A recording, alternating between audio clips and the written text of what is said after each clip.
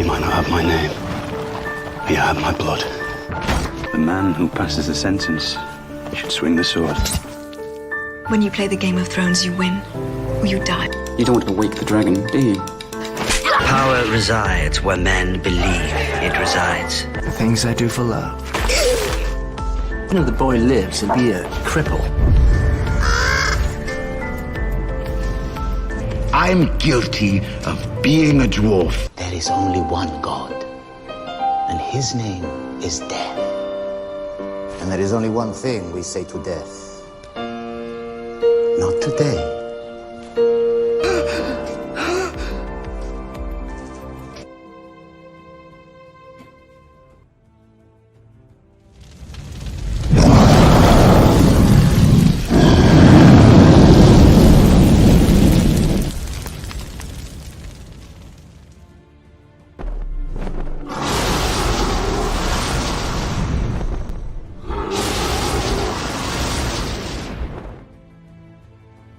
Hello, people. Welcome. The comments. Corey has made it to the chat. Good evening, Corey. Good to see you. Not so late this evening, I say. LSAPC in the chat. Welcome in, Corey. Good to see you guys. Thank you for being here. Let me turn down this background music because I just like to listen to it to get me in the mood. Hey, Johnny Knight. Good to see you, my friend. Thanks for being here. Appreciate you very much.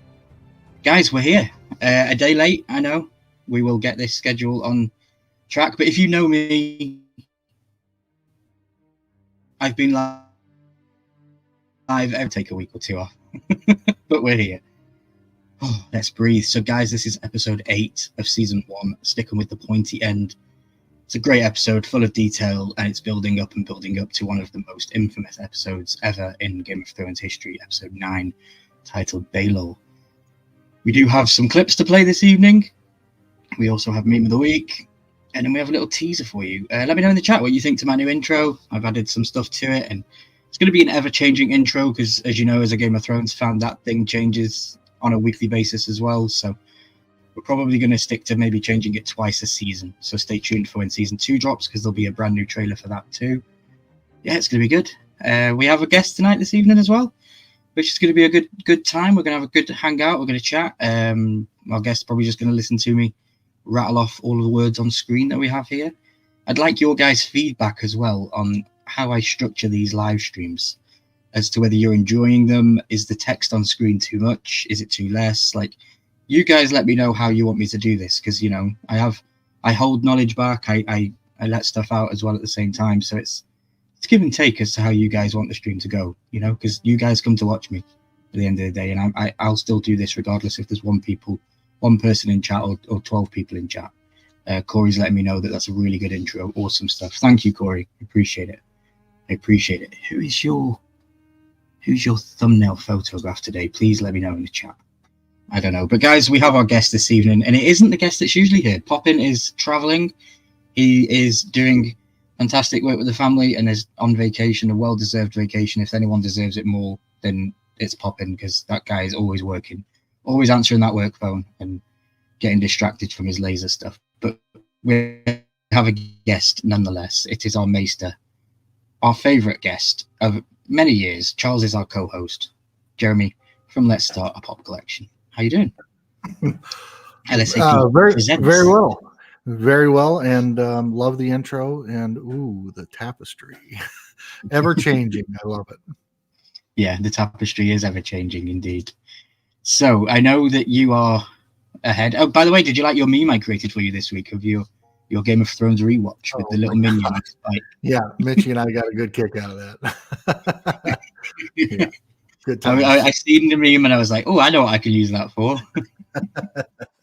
Corey says it's Priscilla Presley from the movie Priscilla, played by, Kaylee Spaney. Oh, nice one. Appreciate it. I'm always interested in how you choose to present yourself on the land of YouTube. So yeah, Johnny says, let's go. And Jeremy came on screen. Let's go, Jeremy. Very popular around here. Jeremy, what did you think of episode 8? I know you're a little bit further on. You've been naughty and watched a little bit more, but what did you think of episode 8, the pointy end? I think episode 8 is a fantastic episode. I think that some of my favorite characters are highlighted in this episode, so it makes it even that much more fun to watch. We'll get through some of that, but at the end of the day, I've always been a guy that likes kind of the build up and the chess playing, not necessarily the direct battles. So this really plays into the moving the pieces into place for future episodes. Definitely one of my favorites from this early in the season. Definitely, yeah, I completely agree. Johnny has asked have both of you voted on the game that he's going to be playing on his community tab, because he needs one more vote, stuck on a tie. I have, Johnny. I have voted. Johnny, I have not. I was looking at that, and I need to do that. So I'm glad you reminded me. I'll do that right now. Awesome. There you go. We can get him off his tie. And anyone else in the chat, if you want to check out Johnny Knight's channel, please just click his name in the chat or go over to his channel, go to his community tab, and he has a poll at the moment for what game he's going to be playing next. He just played a really cool duo game with Hojo. Great fun. Great, always, every Friday night, I think it was. Always fun. Just voted, said Corey. Appreciate it, Corey. Awesome. Guys, well, let's get into it. We want to be here for about 90 to, 60 to 75 minutes max. So we'll go through it. We've got a lot of slides tonight. To be precise, we have 78 slides for the show. We'll just go through them as we usually do. Jeremy has free reign to interrupt me at any point if anything comes up that he would like to ask or just state. But let's get straight into it, shall we? So Arya is talking with her dancing lesson. Arya is taking her dancing lessons with Syrio Forel, unaware that elsewhere in King's Landing her father has just been taken prisoner, and the Lannister soldiers are killing all remaining men loyal to the Starks. Her sister is walking with her scepter, discussing that Arya is late. They are supposed to leave today. Oh, if only they'd left yesterday. When they hear noises and realise something is terribly wrong, Scepter sends Sansa back to her room, then stands in the hallway to distract the men and give Sansa time to get away. So for me, this was just want to say Scepter. I guess we're meant to believe that she's dead. Okay, she's just there in the beginning. I think it's a throwaway character for the show. She just definitely has a lot more backstory and understanding with the girls in the book, which gives me reason to talk about in another video in the future about Scepter and stuff like that. But we'll get on to Syrio Forel, the dancing master. The Lannister men come to take Arya. Say that again, Jeremy? I just said the dancing master. I love him. Yeah, the dancing master of Braavos, the first sword of Braavos. The Lannister men come to take Arya, but Syrio will not let that happen. He is suspicious that Lord Stark didn't send his own men to come and get his daughter. Pretty clever there, Syrio. When the men move to grab her, Syrio steps into action. Though only armed with a practice sword, he takes on the Red Cloaks. Arya wants to stay and stand and fight with him, but he convinces her to go.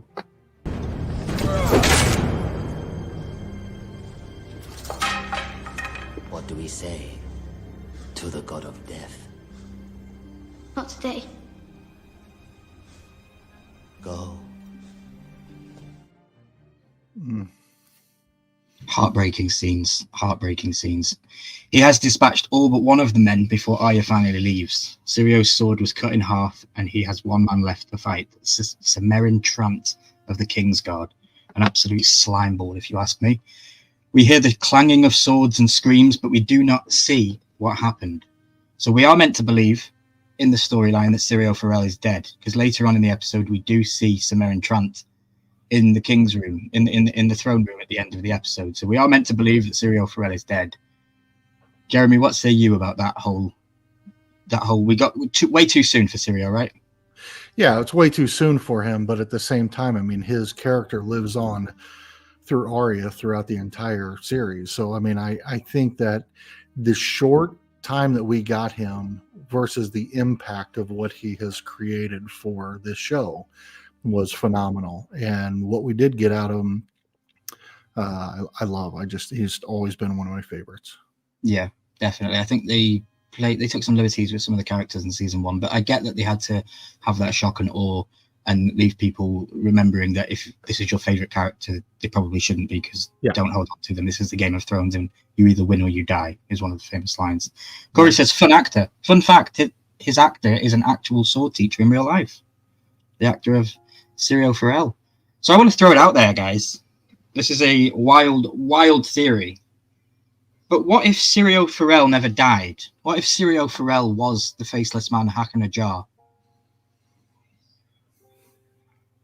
They both worship the god of death. They both come from Bravos. They both help Arya specifically. You never see them both in the same place at the same time. Correct. It's very interesting. Very interesting to think about that. Stay tuned for a video coming soon. Sansa is running back to her room for safety and comes face to face with the Hound. She is startled and scared and tells him to stay away or she'll tell the Queen. He just chuckles. Who do you think sent me? Very interesting little line from him. Arya runs outside and sees total chaos. Dead bodies strewn around the square. She is at the stables where they are supposed to meet and take the carriage back to Winterfell. If only. She finds her bag and her sword, just as one of the stable boys comes out and threatens to take her to the Queen. She moves suddenly to stop him and stabs him, accidentally killing him. There she is. What do you want? Want you, wolf girl. Come here. Leave me be. My father's a lord. He'll reward you. She'll reward you. The queen. Stay away! accidentally. Accidentally, exactly. I'm very. I don't know what's the word. I'm an open book with my writing on screen. It doesn't necessarily reflect my own feelings. I'm trying to be cautious for Charles's sake with him not watching the show before. But we will keep going through it. Varys shows up in the dungeon where Ned is being held. He brings Ned water and tells him to hide it. He tells Ned that Arya has escaped the castle. Even my little birds can't find her. And Sansa is still engaged to Joffrey. Cersei will protect her unless you consider that marrying Joffrey would be its own special hell. All the rest of the Stark household that had come to King's Landing are all dead. Which is shocking, because he brought, 20 of his good men from Winterfell, and they're all dead. Yeah. Very, very harsh. Ned is angry with Varys. You watched my men being slaughtered and did nothing. But Varys is pragmatic. I would again, my lord. I was unarmed, unarmoured, and surrounded by Lannister swords. When you look at me, do you see a hero? Varys asks a question that we all would like to ask Ned at this point. What madness led you to tell the Queen that you'd learned the truth about Joffrey's birth? Why, Ned? Why did you do it? This show could have been so much more shit, but why? Just It's one of the most honest moments in Game of Thrones history. I mean, he was 100% honest. What did Ned think Varys was going to do? You know, yeah. And then to say, why would you even say that? That's so one of the most honest. Yeah, we would all ask Ned that same question, and if I ever meet Sean Bean, I probably will ask him that myself. Yeah, just to be on the safe side. Ned's answer, the madness of mercy, is so naive and stupidly noble. It's painful to hear. Varys is notably winces, then tells Ned it was his mercy that cost King Robert his life. Varys tells Ned that he's a dead man. Ned thought he would have protection, that Catelyn still held leverage in the form of Tyrion Lannister. But Varys knows that Tyrion is no longer her captive. Ned knows what that means and asks Varys to take his life right then. But Varys says, what are you told the god of death? Not today. I like the correlation with the lines from characters saying the same thing. Very, they lay it down thick that you should remember in these lines. Think for a moment that Varys knows literally everything about that's going on in all seven kingdoms at all times through his whispers and can't find Arya. Like, she is so badass that she's right under their nose. Yeah. Yep. Yeah, he's right under her nose and she can't find him. At the wall, 2 men from the Night's Watch have been found, dead. One missing the hand, Ghost found earlier. There were rangers patrolling with Benjen Stark, who has still not been located. Sam notices something strange about the dead bodies, that they don't smell, despite the fact that it looks like the men have been dead for a while. Jon suggests they burn the bodies, like the wildlings do, but the Lord Commander Jorah Mormont wants to have Maester Aemond examine them first. What Sam noticed has raised some suspicions. In fact, Mormont compliments him for his smarts. He says, "You may be useless, but you're smart, Sam," which is one of his top qualities. Jon is summoned by Mormont, a raven was sent to Castle Black from King's Landing with news. The king is dead. His father is charged with treason for conspiring with Robert's brothers to deny Joffrey the throne. That's not conspiracy, guys. That's the truth. But hey, the Lannisters tell you their truths. Jon reads the letter and storms out, but before he leaves, Mormont warns him. He is a member of the Night's Watch now, and he's sworn an oath. If he leaves, he will be captured and executed as a deserter. His duty is at the wall, not with his father and his sisters. Brutal for Jon. Yeah. You know, can't go down and rescue them. He's the man that, you know, has been raised to protect them. And yeah, it's horrible. It's truly horrible. And considering in Jon's mind that he's doing it to be a steward to Mormont or whatever that position is, rather than being a fighter beyond the wall. Like, he wants no part of this now. He's got to go be with his family. Yeah. He wanted to be a ranger. But think if he would become a ranger, he would have gone a little bit north and maybe wouldn't have been on site to receive the message from the Raven. So it's all interlinking, and Jon is in the right place at the right time. No matter what you thought of Sansa before this moment, you have to feel sorry for her. She is surrounded by people who look upon her as a piece in a game to move at their will. She is alone. There is no one there she can confide in or ask for help. Queen Cersei and members of her small council are telling her awful things, confusing her. Her father is a traitor who, while Robert was still warm, conspired to deny his son, the prince, her future husband, his rightful place on the throne. Sansa knows one thing about her father. He is a good man and a true friend of the king. None of this makes sense to her. How can I allow you to marry my son? A child born of a traitor's seed is no fit consort for our king. She is a sweet thing now, your grace. But in 10 years, who knows what treason she may hatch. Exactly. An absolute stellar performance.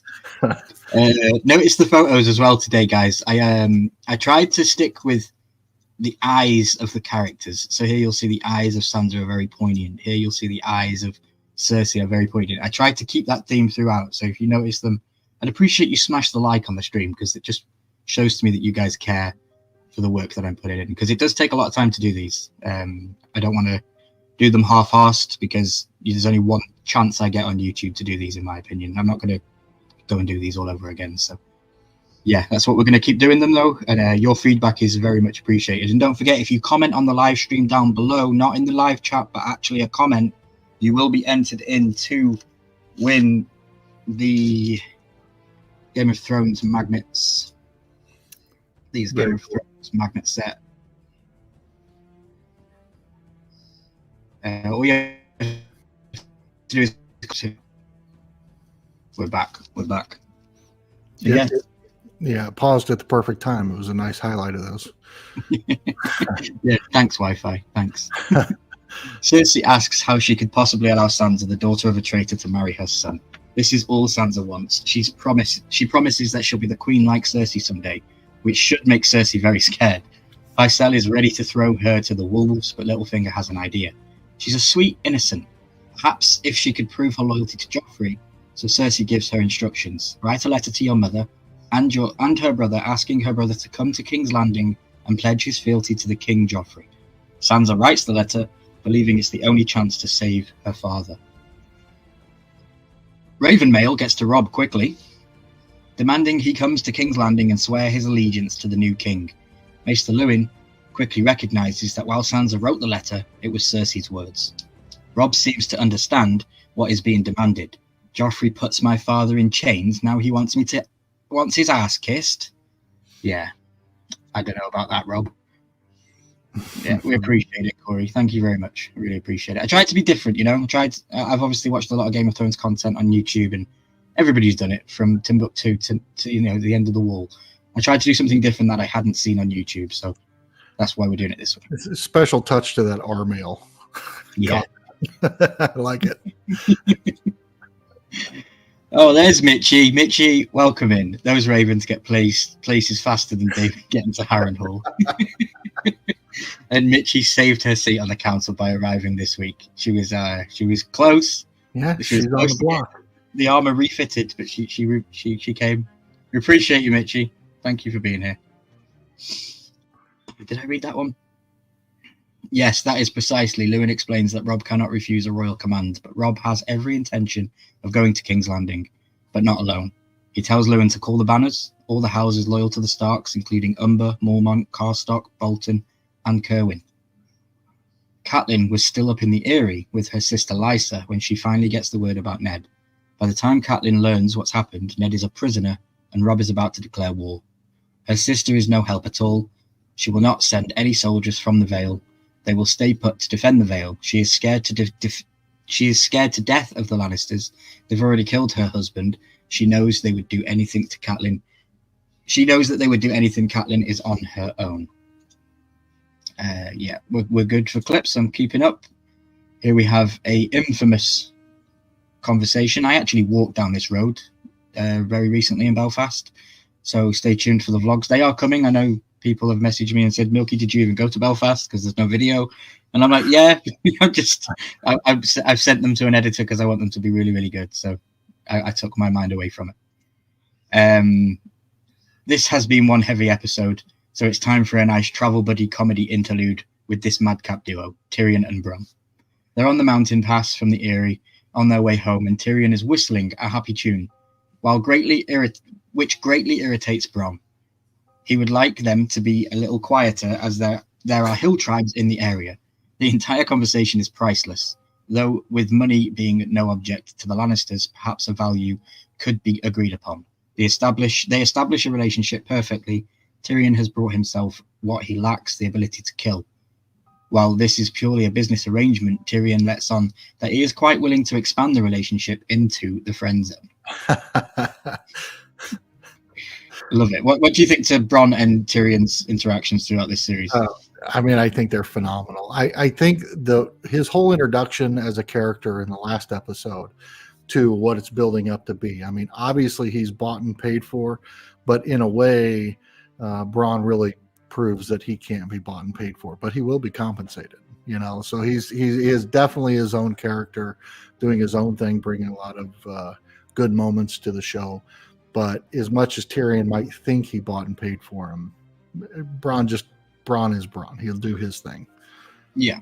Fun fact, Reece Flynn, who plays Bronn, was actually married to Lena Headey, who plays Cersei. They were husband and wife at one point, and they'd been through a nasty divorce, and I think it was contracted that they never share a scene together in the entire show, which is crazy to think that he is the right-hand man of her brother, and they never share a scene. Yeah, that's wild. And Mitchie, you did say hello at 6:04. I good to see you. Thank you for being here. Kenneth Bird in the chat. Good to see you, bro. Appreciate it. Thanks for always stopping in. And then there's Fidel. What's up, Fidel? Fidel made it in. Thanks for being here, buddy. I know I'm early this week. We tried to cater to the UK audience because we're always going live late for the Americans. So, you know, one of the best duos, says Corey. Completely agree. And I think we have a little clip. Mainly interested in your facility with murder. And if the day ever comes when you're tempted to sell me out, remember this. Whatever their price, I'll beat it. I'll beat it. I'll beat it. I quite enjoy living.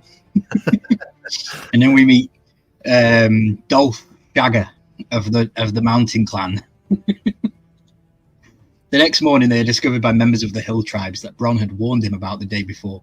Many extremely large men are surrounding the makeshift campsite, and despite Bronn's prowess with a sword and Tyrion's quick mind, it looks like the two will be breakfast for these strange mountain men. Tyrion uses his humour in an attempt to defuse the situation, and Shagger, the leader of the Stone Crows, is impressed enough to agree to spare Tyrion so he can entertain the children. One would assume Tyrion might prefer death to that option. Bronn is still dead meat until Tyrion shifts to his fallback position, the great Lannister fortune. Tyrion tells Shagger, son of Dolph, that he is Tyrion, son of the richest man in all of the Seven Kingdoms, and if his men help Tyrion get home, his father will shower them with gold. Shagger is unimpressed, but Tyrion presses on him. He has the temerity to start insulting the Stone Crows, their tactics, their weapons, their problem fighting against the Knights of the Vale. Note how Bronn looks at Tyrion while he's saying all of this. He's convinced that Tyrion has completely lost his mind. Plus, Braun's just like, just let me loose. I got this. Back off. Exactly. More imagery with some eyes for these guys. It was a great episode. Fidel. How many Dornsmen does it take to F a goat? How many Dornishmen does it take to fuck a goat? Love it, love it. Tyrion takes off a ring, my precious, and puts it right in Shagger's face and tells him that this is worth more than everything the Stone Crows own. Still unimpressed, Shagger, son of Dolph, don't forget, then listen carefully. If you help Tyrion and Bronn get home, Tyrion will give you the Veil of Arryn. Not a trinket, not some gold, the whole freaking thing. Deal or no deal. Like, I don't know if Tyrion will ever feel like he could ever give them the Veil, but I think it was just anything to get out of that situation, which was, perfect. Offer them the kingdom. Let me get to this guy. And things get any worse for Jon Snow. His father is a prisoner and accused of treason. He's stuck in a frigid north away from his family. He'll die a virgin, and now Master at Arms Alistair Thorne wants to taunt the poor boy. Not just a bastard, but a traitor's bastard. Very clever, Alistair. Jon wants to put a knife in that smug face, but his friends stop him just in time. Alistair tells Jon, "You'll hang for this bastard," and storms off. Lord Commander Mormont walks in. He saw what just happened and looks even more glum than usual. He reminds Jon that he told him not to do anything stupid, and for the record, attacking the Master at Arms may be the epitaph of stupid. He is confined to quarters that night. His direwolf, Ghost, is clawing at the door. "What's the matter, Ghost? What is it, girl? Lassie reference, anyone? What is it, girl?" And then we have a zombie. Jon follows Ghost to Mormont's room. He walks around. It's dark and creepy. A door slams, and a scary zombie dude is there. He attacks Jon, and Jon tries fighting him, stabbing him, impaling him. But the guy just won't die. Mormont walks in, carrying a lamp, just in time to see the dead guy stand up again. It was one of the 2 dead rangers that had been brought in earlier that day. Not so dead anymore. Jon grabs the lamp and hurls it at the reanimated dead body. And finally, he's dead for good. Crazy scenes.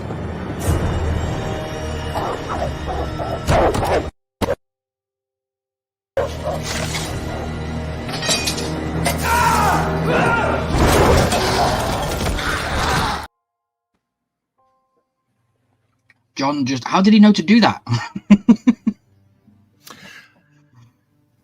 I don't know, but he was the one who said burn him in the first place, just because that's what the wildlings do. Yeah, no, very good point. Good catch. Very good catch. Then we come to Dany with the eyes. Dany comes across the Dothraki raping and pillaging a recently conquered village. She is horrified. For all the talk of not caring about money and not shedding blood in their city, they are pretty brutal. But this is all part of the Khal Drogo's march to the Narrow Sea, to conquer Westeros for her and their unborn son. Dany demands that they stop, and Jorah gives the command, but the Dothraki soldiers are incensed. It is their right to take the spoils of the victory that they fought for, which is fair, you know? She has come into this group of people, and she's trying to live by their rules, and yeah, she may be going out with the guy that leads the place, but you've still got to let the guys do what they've got to do at the end of the day. It's hard. Dany instructs Jorah to bring all the women to her. Jorah tells her that she can't protect all the women, but Dany is, "Woman, hear her roar. I can and I will." Not surprisingly, Drogo gets an earful from some of his men about his wife ruining all their fun. He asks his wife if what he's heard is true. It's a sitcom staple inserted into a tense scene as he calls her my moon and she calls him my sun and stars while they're digging in their heels. It's a very sitcom enter here kind of scene, but you know, it's the way it is. Dany tries to lawyer him, saying that he has claimed them all as daughters, that she has claimed them all as daughters so that they cannot be mounted. She tells him his men can have the women if they put a ring on it first. You know, Drogo is thinking, exasperated, "Women, damn it." Dany is taking no crap from nobody. And when the men disparage her suggestion that they marry the women with the throwaway line, "Does the horse mate with the lamb?" she comes back with "The dragons feed on horse and lamb alike." Drogon likes feisty Dany, and he believes her spunk comes from his son growing in her womb. He tells Mogo and his other men to do as she says and leave the women alone. We get an awesome scene. I have this Funko Pop. It's one of my favorite Funkos with Khal Drogo holding his daggers out. Very, very cool character. I just love Game of Thrones because they bring in these key characters like Sean Bean and Aquaman, for God's sake. And, you know, they don't last very long in the storyline. It's such a good premise for a show. It really is, to bring all those people in that love these actors and then make them cry by the end of the first season. Mogo spits on Drogo and says any Khal who takes his orders from a foreigner is no Khal. He raises an arak, a scythe-like sword, against Drogo and cuts him. He has unleashed hell, and Drogo comes completely medieval on him, slicing his neck open and pulling out his tongue and throat with his bare hands. What a badass scene. Then I think we get this scene from the woman that was saved. Lamb or lion, his wound must be washed and sewn, or it will fester.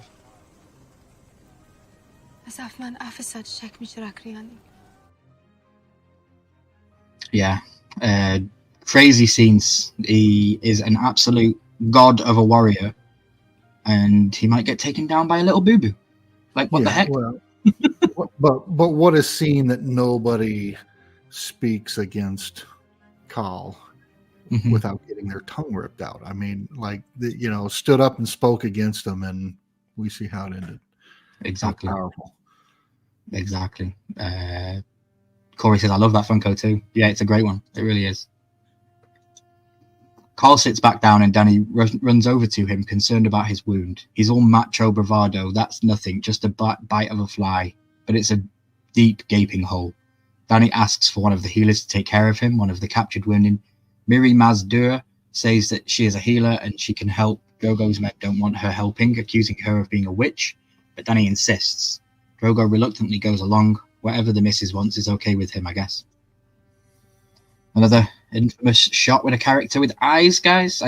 I'm only noticing these things after watching this series over and over and over and over again. You notice these little things. There's a lot of eye shots in this episode. I don't know why. It'd be interesting to ask maybe the showrunners one day if there was a reason behind it. At Winterfell, there is a feast to welcome all the bannermen who have answered the call to take up arms against the king and to rescue Ned and his family from the Lannisters. Lord Umber says if he can't lead the fight, he'll take his men home. But Robb is not about to be told what to do. If Umber refuses, Robb will hunt him down, seize his lands, and hang him for an oath breaker. Umber takes umbrage. Quite funny that he said that. Goes from his weapon, and then Robb's direwolf charges across the table and bites off a couple of his fingers. And I think the line is, the Stark meat is bloody tough. John Umber is one of my favourite characters. I'd say he's like a side character in the show. Great character, great accent, perfect for it. And we've been introduced to the Umbers in House of the Dragon as well. So I like the connection that we're getting now with the families, and it's very cool. It's very cool. Robb could have taken Umber's move as a treasonous attempt on his life, punishable by death, but instead gives Umber an out. Everyone calms back down, albeit one of them now unable to make a two-handed victory sign. Robb has passed his first test as a leader. He used both strength and fairness in handling Umber, and all the Bannermen are still in line. So yeah, it was a test for Robb, basically. I think that's what Umber was doing.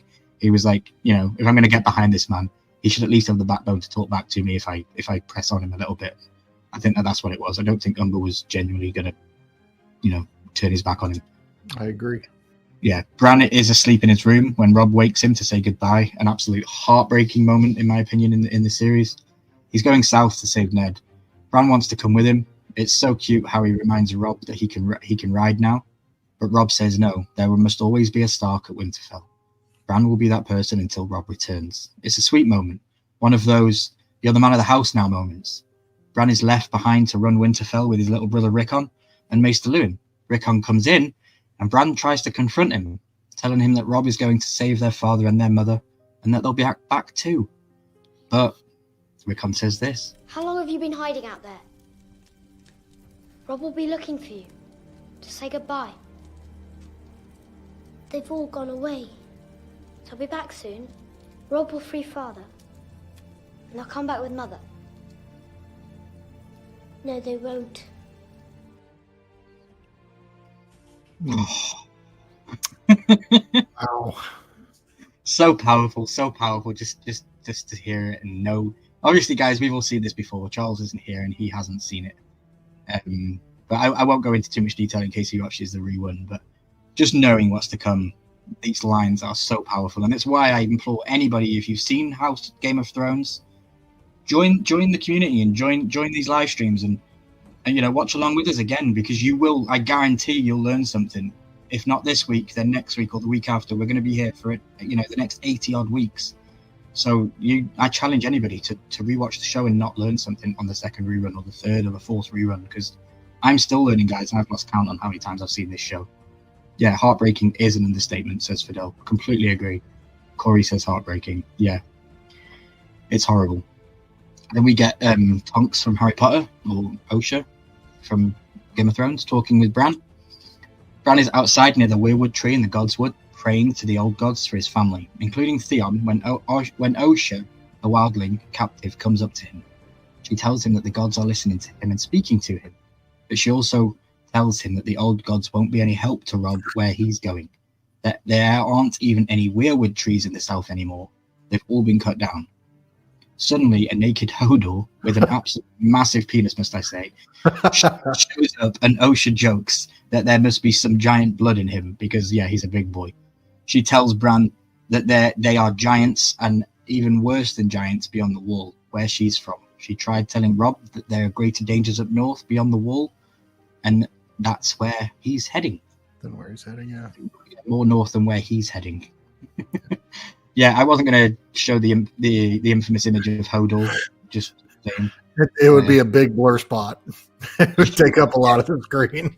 It would be a big blur spot. And I do wonder if that's why his fame has lived on beyond the show's existence, because he's a very popular man, Christian name. Maybe go around the couch going, it was like this. It was massive. Speaking of the North, the Night's Watch is dealing with the aftermath of the Dead Rangers trying to kill Jon and Mormont. As Jon and his fellow crows stand around the fire used to make sure the dead stay dead, Sam says the men were touched by White Walkers. They were touched by White Walkers. That's why they came back. That's why their eyes turned blue. Only fire will stop them. How'd you know that? I read about it in a book. A very old book in Maester Aemon's library. How do you know that, Sam? Oh, I just read the script. Right. Doesn't he go to DJ Hodor? Yeah. Yeah, so I thought I'd play that clip instead of having to speak through it all. Sam knows this. How do you know this, Sam? He read it in a very old book from Maester Aemon's library, the White Walkers for Dummies book. He also said that they sleep beneath the ice for thousands of years, and when they wake up, finish your thoughts, Sam. What do you mean? You hope the wall is high enough. It's 700 feet high. Fun fact, though, those brought back to life by White Walkers are called Whites, and they can become people or animals. So very interesting. More eyes. Look at this guy at the back. He's like, oh my God, what am I doing here? Lady Catelyn and Sir Roderick Castle are heading back to the Eyrie through an area called the Neck, riding past an abandoned castle, Moat Cailin, when they come across Rob's army. Rob is in a tent discussing war strategies with some of his men. Jaime Lannister is pushing back the armies of the Riverlands. Tywin Lannister has a separate, even larger army coming up from the south. His mother and Roderick come in, and she's cool, not embarrass him in front of his friends with a big smooch, and waits until they all leave. She's so proud of her little boy, all grown up and ready to kick some Lannister ass. Well, not really. She'd love nothing more than for him to head back to Winterfell and leave the fighting for those who've done it before. But he won't listen. He shows her the letter from Sansa, or as she correctly notes, from the Queen, and she notices that there's no mention of Arya, which is worrying her greatly. Neither of them thinks going to King's Landing and bending the knee is the answer. Instead, Rob will have to defeat the Lannisters on the battlefield. Catelyn puts no pressure on Rob at all. She just casually mentions what Tywin Lannister did to the Targaryen children after the Mad King Aerys Targaryen was executed. They were all butchered in their sleep. Tywin is in control again, but possibly meaner than he was back then. But Catelyn's not done with her pep talk. She tells Rob if he loses, his father dies, his sisters die, we die. Rob looks for a moment like he's going to throw up, then he smiles. Well, that makes it simple then. Not so fun fact. It was the Mountain, the one who pushed his brother's face into the fire when they were kids, who actually carried out Tywin's orders to kill the Targaryen children. So yeah, it was in the books, not mentioned in the show, but in the books, it's the Mountain that kills the Targaryen children. Here we see Dolph, son of Shagger, or Shagger, son of Dolph, should I say? Tyrion and his merry band of killers meet up with Tywin and his branch of the Lannister army. Tyrion was hoping to have time alone with Daddy Dearest, but he sprung Shagger and the rest on him. But Shagger is not the most thrusting of fellows and wants to keep Tyrion close. It is trusting, not thrusting. The hill tribes make a curious sight at the encampment, and Tyrion is decidedly unimpressed and irritated, pretty much his default position. He lets Tyrion know that his army's battle was not for him, but for the honor of his family's name. Yeah, the Mountain, Fidel. It was the Mountain. There's a lot of why couldn't you be more like your brother Jaime, as well as updating Tyrion on the latest, including the capture of Ned Stark. Tyrion does not take the news like Tywin expected. He's not gleeful, more surprised, especially as he assumes that King Robert would never have imprisoned his friend Ned. But then he finds out that Robert is dead, and his nephew Joffrey is now sitting on the Iron Throne. That gets a reception from Tyrion. His uncle, Sir Kevin, tells Tyrion that Rob's army and their plan to move south. More eyes from characters. Do you think that Tyrion had a couple of flashbacks to the earlier episodes of slapping the Joffrey? Yeah, I do. I think that's what this face is. It's like, oh shit. Oh shit, he's on the throne now. Definitely slapping Tyrion in the face. I wish I had that to play. Good chance for Tyrion to siege into what he knows, to pay back the debt he owes Shagger and his group. Before he can get them what they want, word comes in that Rob's army has crossed the Neck, the southernmost part of the north, bordering the Riverlands, and is heading south. Tywin instructs his men to get an army together to attack and sends word to Jaime of his intentions. He then surveys the Mountain men, and he tells them he's heard they are great warriors. If they ride with him against Rob's army, that they will have all that Tyrion promised them and more. Shagger agrees on one condition: only if the Halfman fights with us. Now it's Tyrion's turn to look like he's about to hurl. Am I keeping up with the clips? Yep, I am. Rob and his men are figuring out the battle plan.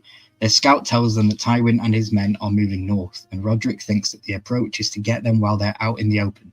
But Great John Umber thinks its better approach is to go after Jaime and his army at Riverrun, which will then get the River Lords to join the Stark army. Either approach poses the same problem. To get over the river, they have to cross the Twins, a bridge controlled by the Freys. There's the first mention of the Freys, an infamous family name. Yep. They really do love this episode. I really do love this episode. It's just perfect. Completely agree, Corey. Completely agree. It for what it sets up in the next one and future events, it's purely brilliant. It really is. The Freys are bannermen of the Tullys, Catelyn's family. And Catelyn tells it, Walder Frey is not the most reliable of bannermen. Her father calls him the late Lord Frey, for his propensity of arriving just in time to recap the spoils of war. He didn't fight. Catelyn cautions, and this is very, very important for later on, some men take their oaths more serious than others. And she says that to Rob. Knowing what we know, it's horrible that she says that. Yeah. The Stark men round up somebody outside in the camp. While inside the tent discussions are continuing, there is no question that they need to cross the bridge. But what do? Go after Tywin or go after Jaime? The men bring in the Lannister scout they found sneaking around, and he admits that he was there counting Rob's army. And he he had already got to 20,000. Like, I don't know how you count to 20,000. That's bloody impressive. Immediately, Umber wants his head. But Robb wants to be merciful. He tells the scout, tell Lord Tywin that winter is coming. And Lord Umber is not happy with this. Are you touched, boy? Letting him go? You call me boy again. Go on.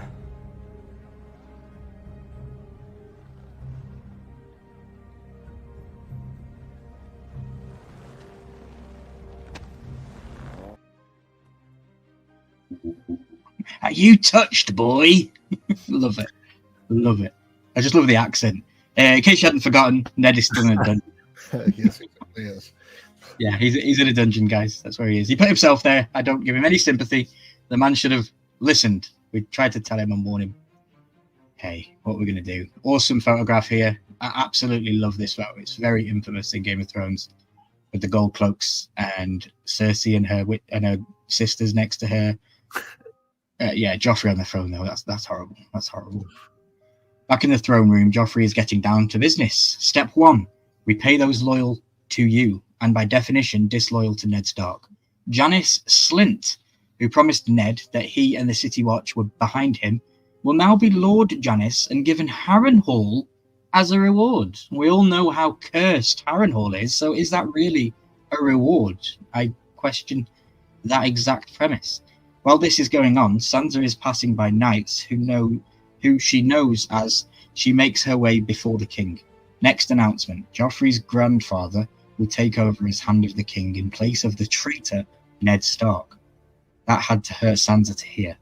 Finally, Pycelle finishes up with an edit by the council that their king's life and safety is of paramount importance. Cersei calls for Sir Barristan Selmy, Lord Commander of the Kingsguard. He's been given the chance to retire, with pay and benefits, so as long as he steps down, but Barristan objects. The Kingsguard is a lifetime appointment, a brotherhood, and he can no more leave it than he can break an oath. But it has been decided. Jaime Lannister will replace him. Barristan strips off his armor and basically asks Joffrey to kill him, saying he'll die a knight. I am a knight. I shall die a knight.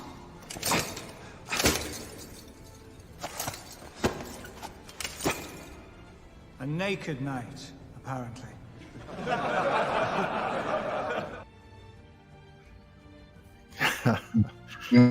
Reminds me of the I forget his name, so forgive me.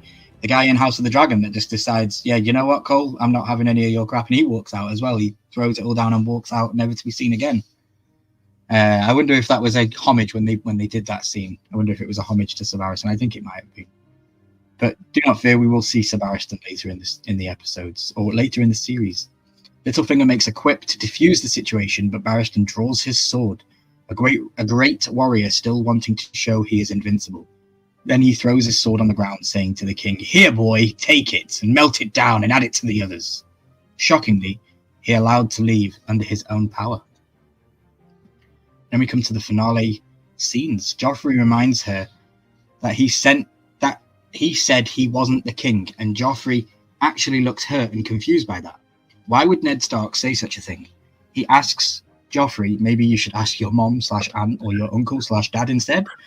Varys is enigmatic as ever, saying simply a child's faith, such sweet innocence.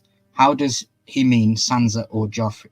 Does he mean Sansa or Joffrey? I think he means Joffrey. He goes on to add that wisdom often comes out of the mouths of babes. There's no doubting where Pycelle's allegiances lie. Treason is treason, he roars. Well, thanks for the siege into the law of identity. Sansa tries to reach whatever humanity might exist in Joffrey, which is very little, might I add, and asks once more, if you ever loved her, to please spare her father's life. Joffrey says he is touched by her words, and Cersei seems pleased by his decision. Joffrey tells Sansa he will do that for her if her father proclaims that Joffrey is the rightful king. Sansa promises that he will. But your father has to confess. He has to confess and say that I'm the king. Or there'll be no mercy for him.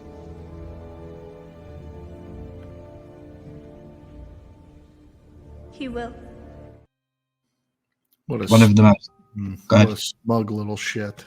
Yeah, what a smug little shit he is indeed. One of my favorite endings to the episode. I always hate cliffhanger episodes, but this one in particular, because it cuts down behind the Iron Throne and fades to black, and it's just superb. It's like French kiss in television.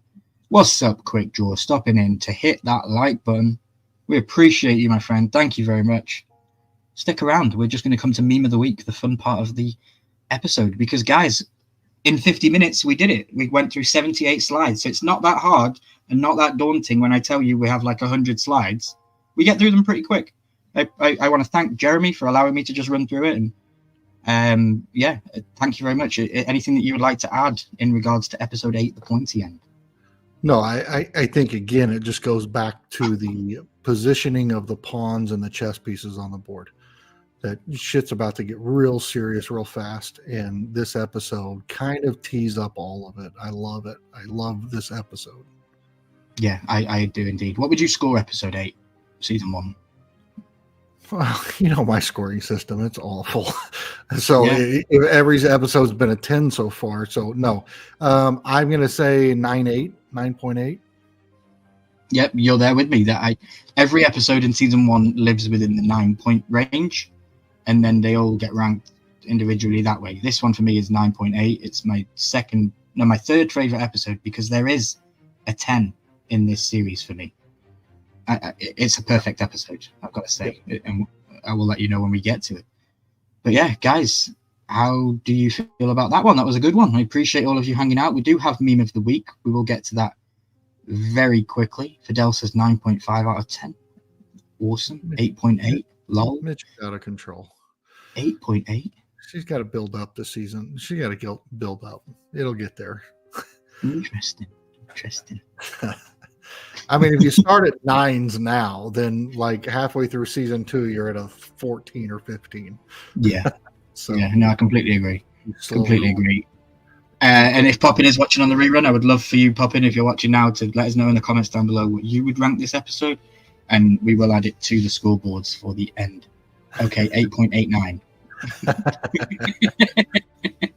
And Quick Draw with his normal 6.9. Love it. Yeah, the Quick Draw with the 6.9. Oh, it's great. I want to thank YouTube for allowing me to do this and allowing me to play these clips and not kick me off this evening. I think I might have found the sweet spot. Anything under 30 seconds is pretty much okay. So yeah, we're going to keep going with those. What's coming up before we get into Meme of the Week? So I am working on a video, guys, that's going to drop once we've got past episode 10. I'm going to take a week off for season 2 just so I can upload some content, and then we'll come back the week after and do season 2 episode 1. But I'm going to do my favorite quotes, one quote from each episode of the series, and I'm also going to do some foreshadowing videos, not spoiling anything in future events, but foreshadowing things that happen in this season solely. Like, for example, every time we see Arya on screen throughout this entire series, you can hear the bells of the scepter ringing behind her in the scenes, which later reference to next week's episode called Baelor, when we hear the bells ringing for a reason. So yeah, we're going to be working on those kind of videos. And anyone else that wants videos made, if you have a favorite character from Game of Thrones that you absolutely love, I'm wanting to do character like showcase videos. I have a couple of them on the channel already. There's a Theon one on there. There's some Targaryen supercuts and all that kind of stuff. But they're my favorite things to make when it comes to long form videos, because I get to dive deep into all of the episodes and pull my favorite clips from these characters. So if you guys have basically a favorite character, let me know, and I can upload a dedicated video for you guys. But put it in the comments, please. You know, put it in the comments. Milky, I want you to make a video of this person, and we'll do it. Because, yeah, I really want to do it. Hound or Hodor. Yeah. imagine I did a Hodor supercut. So before you get into Meme of the Week, is that where you're about to go? I love it. Internet.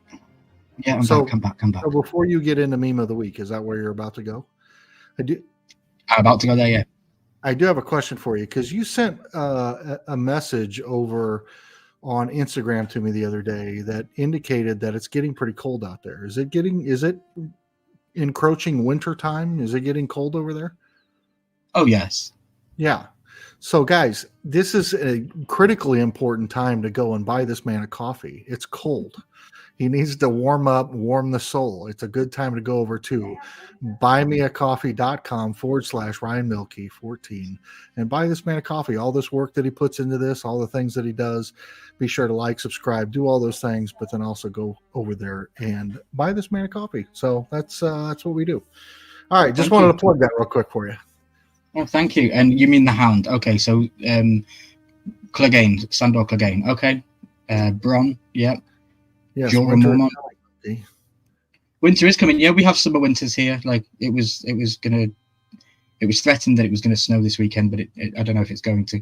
I hope it doesn't, because I'm going out on my. If you know me, I do a yearly bike ride around a massive circle of where I live. It's like a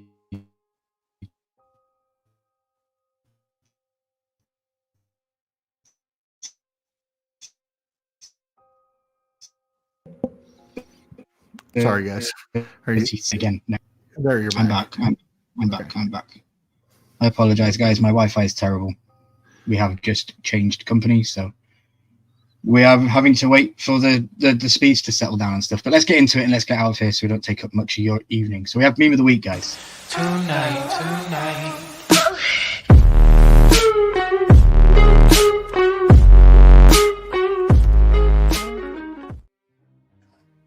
You know we play it twice. Tonight.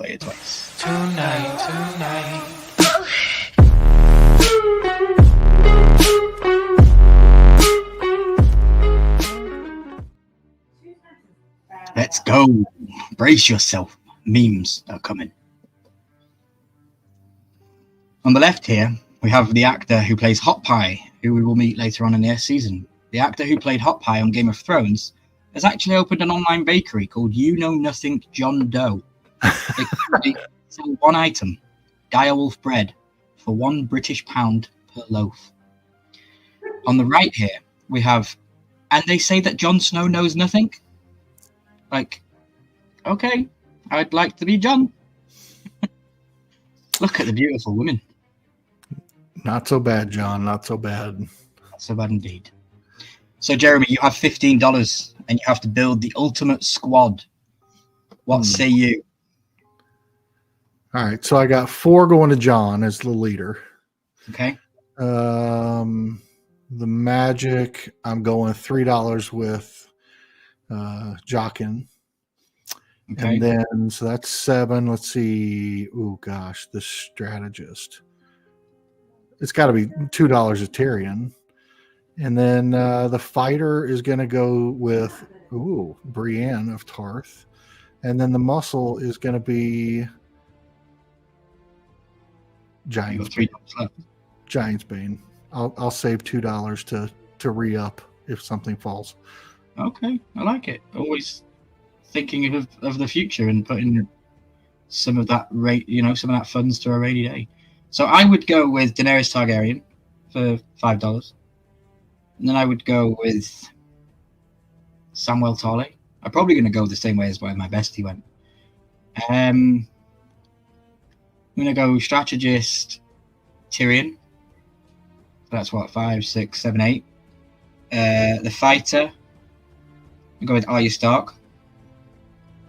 That's 11. And then the Mountain as my muscle. So that's my $15. Please, guys, feel free to play along in the chat or in the comments down below. I would love to know how you would spend your $15 in the world of Game of Thrones and to protect yourself in the crazy world that we're about to unfold ourselves into.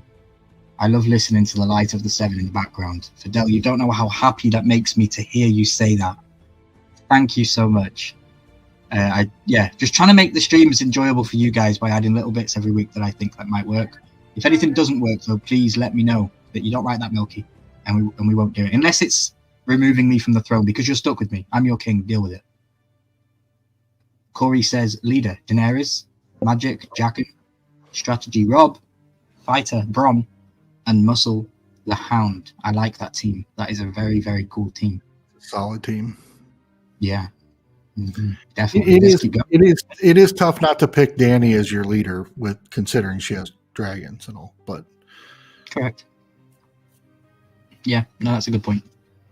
Here on the left, Jeremy, I would like you to describe Alicent with just one word. Yummy. Yummy. Besides yummy, Nice slut. I would say, yeah. There's several words. Mitchie uses a WH word.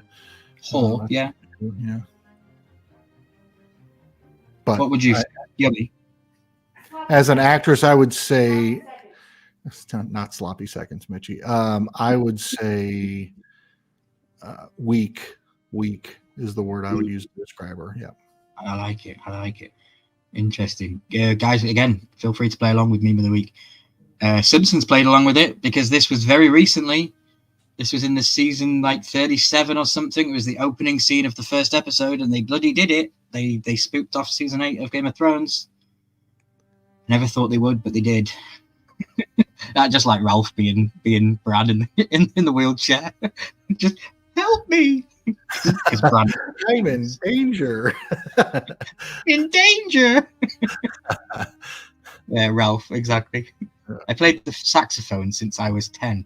I always listened to the background music on everything I watched. Oh, Fidel, you play the saxophone? Also appropriate with Maggie there in The Simpsons. Yeah, with Lisa being... Yeah, because Maggie is that's what I meant, Lisa, yeah. Yeah, I love it. Fidel, maybe we should talk about getting some music for the streams, bro. I need copyright-free music, and if you're playing it, it's copyright-free if you give me permission to use it. Just like some other council members have already done in the past. Here we have an absolute horrible picture. People talk about the Terrifier coming out. Guys, look at this. King Aegon and Joffrey on the same photograph. Oh, Jesus. Could you imagine the terror that these two would do? Very connected also. If you know, you know. That's all I'm going to say. Although we will be skipping over the exact thing that I'm referencing right now in this breakdown because I want to protect Charles' sweet summer child mind. And Joffrey ruins it all for us, which, can't be blamed. Joffrey's an absolute dick. So, why else would he not ruin things? Here we have one of the best movies coming to Netflix this year, The Wedding Planners. Walder Frey and Tywin Lannister, only at the Twins on April 6th. And on the right here, we have Sean Bean, Ned Stark, giving us the forecast for looks like where Blaze lives. Because there's a big L.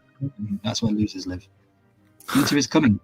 Friday, 8 p.m. Blaze isn't here to defend himself, guys, so screw you, Blaze. At the bottom, be prepared, stock up on dragon glass, and plenty of White Walkers are on the way. Fidel, don't listen to me talking non-stop in the background. Mitchie, my ears wander off and hear more than my mind. The Wedding Planners. Yeah, I can't wait for it to drop on Netflix. It's going to be so good. Yikes. You have tell Cersei I want her to know it was me.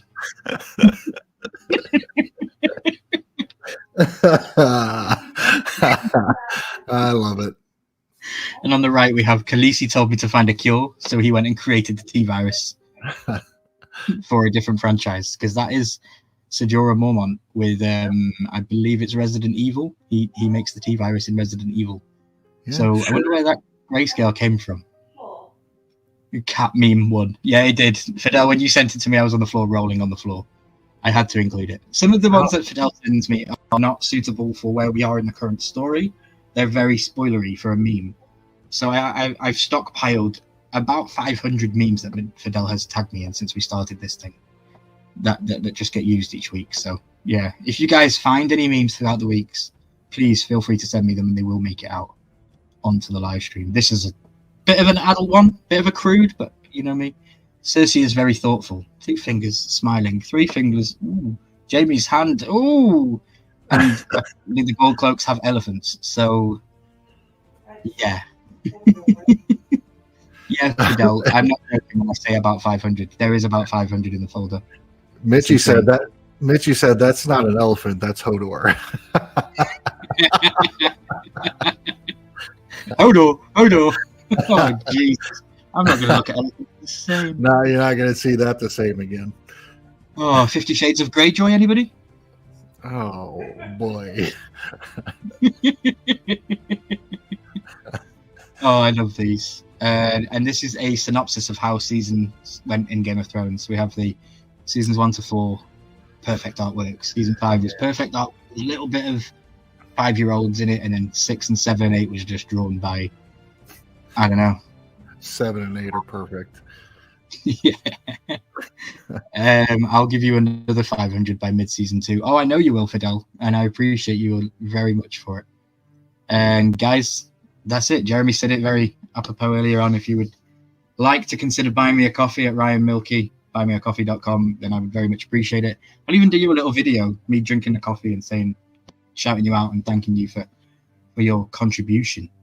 There's a picture of me sat on the Iron Throne, so nobody can argue that I am the king. Yeah. Not even Photoshop. No, not even Photoshop. That is the actual throne as well. That isn't a traveling throne. That is the throne that was used in the show that I sat on. So yeah, I win, guys. You should have done the whole Joffrey pose. Yeah. Such an arrogant ass. Well, I'm growing the beard for a reason. The beard is going to be a big part of a cosplay that's coming up once the beard gets to the length I want it to be at. And then I will be revisiting. It isn't the first or last time that you'll hear of me going to Belfast and to Ireland, because that place is literally a 90-minute flight from here. So I can go over there every weekend if I want to. So I'm going to be doing a lot more because there's more to do. Awesome live, dude, says Corey. Thank you for the time change. Helped me out massively. Corey, I very much appreciate you. And yeah, we went live for you, my friend. I reached out to you today and I said, well, this week, and I said, look, Charles isn't with us. And I know you mentioned you had college and stuff. And yeah, if I can go live earlier, I will.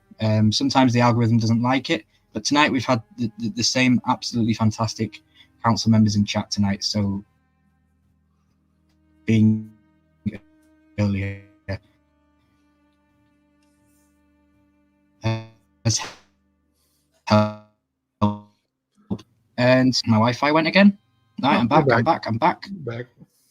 I am back. So I wanted to say thank you to everybody for letting me do these. This is an absolute dream. And I mean that. I'm not just giving you, YouTube jargon. This is an absolute dream of mine to be able to break these episodes down. When I became a YouTuber, I never once thought I'd get the opportunity to do it because I'd seen the show so many times. And the only thing that really works on YouTube is first time seeing and all that. Jeremy has nothing in the cup, but if you would like to fill my cup, then please go to buymeacoffee.com at RyanMilky14. That is the end of the Game of Thrones content, guys, but I have another very important request from you. If I could please ask you to come over to Let's Chat with Veterans this evening. Charles and Big Easy, Elam, both have this channel where they basically showcase and help veterans in the United States of America, whether it come from charities that can help them with funding for anything and everything to awesome companies that make t-shirts and all sorts of crazy stuff that is helping veterans. I am usually the moderator over there. I'm usually in the background dropping links and all that, but tonight I'm going to be on the panel and I'm going to be talking to you guys about the Silver Star Families of America. So that's what I will be doing tonight in about 50 minutes or so, 8 p.m. Central USA, and that is where we'll be, over on the Let's Chat with Veterans channel. Charles isn't there this evening because he's on vacation, but that doesn't mean that the content has to stop. I'm more than willing to pull up my big boy socks and go talk about some veteran stuff on the channel. So if you could please just go over there, hit the like button. Even if you don't want to stay and you don't want to listen to the stuff, just go over and hit the like button. That's all I ask. There's 7 of you in here. I would love to see it if I can go over there later and see 7 likes on the stream before we start. But without further ado, I want to thank Jeremy from LSAPC Presents for joining me this evening. Is this going to leave the screen? I've clicked it. Thank you. Jeremy, thank you for joining me this evening. Is there anything you would like to add for the episode breakdown for Game of Thrones Episode 8? Knowing where we're going next. Buckle up. That's all I can say. Buckle up. Put your seatbelt on and buckle up. Indeed. Hello, Dana. Good to see you. Thank you for coming in. Yeah, I'm just going to say shame to Blaze, because Blaze didn't even come in and give me the lame dragon comment. So shame to Blaze. Guys, please check out Jeremy from LSAPC Presents. It's not the last time that you're going to see him on this channel, and it's not, he's going to be around for a lot longer. Stay tuned for the Horsemen every single Friday night, alternating over on my channel and Poppy Missouri's channel. We've got something in the works with some returning big names in the Funko community and in the collecting world, and we're going to do a live stream probably on a Friday night. And stay tuned because it's going to be a big one, and I know that you guys are definitely going to enjoy it. But without further ado, I do have another video to play you, and it's called What's Coming Up Next Week. Guys, I love you. I appreciate you. If not, tonight's over. Let's chat with Vet. Wi-Fi is doing my fucking head in. Where's the brother? We got you. We'll go see you at Let's Chat. I know. Go see me at Let's Chat. If not, then I will see you on Friday for Horseman. If not, then it'll be next Monday for episode 9 of season 1, Game of Thrones, titled Baelor.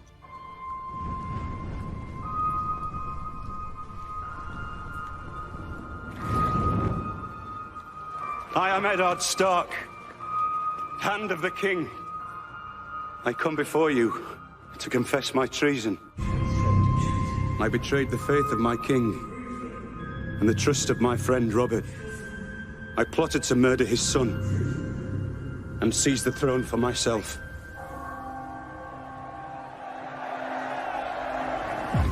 As we sin, so do we suffer. What is to be done with this traitor? So long as I'm your king, treason shall never go unpunished.